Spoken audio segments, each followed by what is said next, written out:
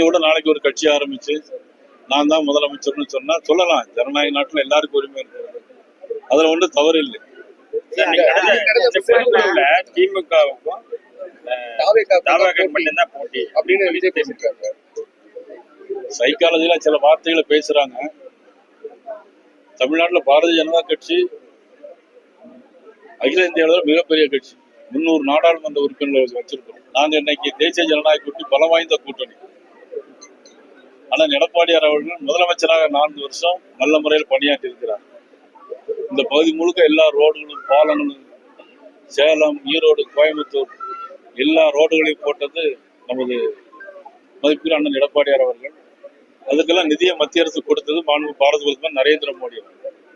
இதுல யாருக்கும் மறுக்க முடியாது. இந்த மாதிரி ஒரு சூழ்நிலையில புதுசா ஒரு கட்சி ஆரம்பிச்சு எங்களுக்கு தான் போட்டி அப்படின்னு சொன்னா அது விந்தையிலும் விந்தை.